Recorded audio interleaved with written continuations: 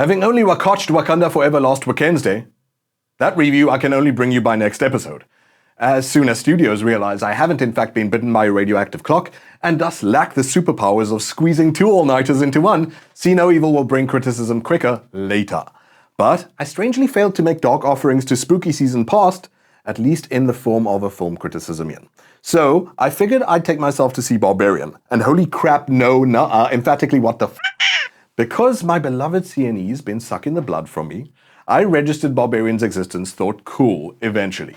Then resubmerged myself, and thus went into this virtually blank slate. And, to parrot everyone else who's seen it, it's well worth it you two going in tabula rasa. Nothing known. In fact, for the next 3 minutes, I'll do you a solid and just sit here, humming and counting my teeth. Silliness aside, fear not, this film Critici-simian will make sure you feel good. We're spoiler-free going forward. Like with any good atmospheric and direct horror, its strengths are often its lightest touches.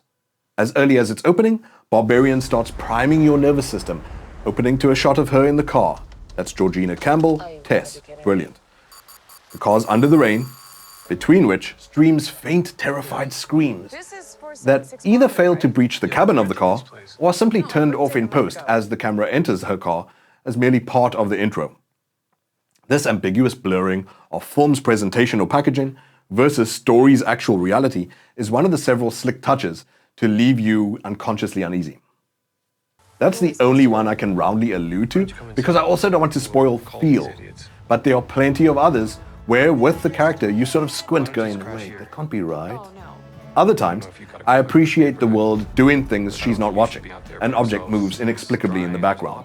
Yet Barbarian resists the urge to scrape out an oogity-boogity violin screech. Let some scares jump, let others go like the monster couldn't care if you spectated or not. You're in its thrall now. Timing's on its side. I turn to the word slick partly because, aside from mechanics and thoughtful editing too, it's got a movement, grade, focus and finish like any good Fincher film. That poisoned yellow and venom tincture, for example. Its score also usefully heard stuff like Gone Girl from Reznor and Ross, DOPs Zach Kuperstein, composer Anna Drubich, editing by Joe Murphy, writer-director Zach Cregger, props all around, wish I could talk about you more, but my time's of the essence here.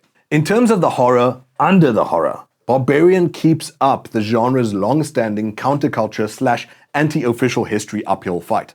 This is horror's whole bag in America. This movie cannot coincidentally begin a story set downward spiraling by opportunistic house share apps in deep decay Detroit hollowed out by an opportunistic economic system.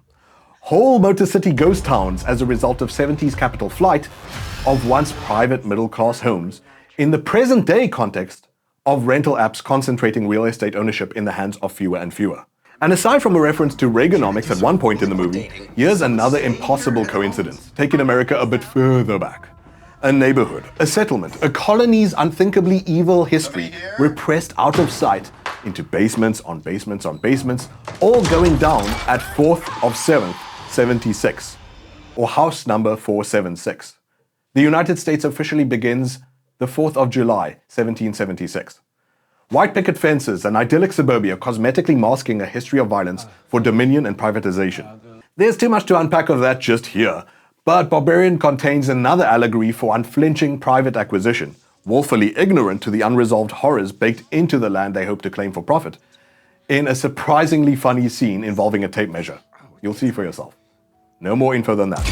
But do yourself a favor and Google Tolstoy's How Much Land for a neater explainer on the whole scene. And the movie. But you know what? Shut up, nerd! Barbarian is also just in the plainest terms of completely satisfying horror, a movie that made me pull this face throughout. Like, if I just narrow my eyes, nothing could snatch them from my skull. And, at this point, I told the screen he made his choice. Turn back to civilization. Live your life. In short, remember, try entering Barbarian with maybe little else other than this number. 9 out of 10. Do not miss this on a big, big screen.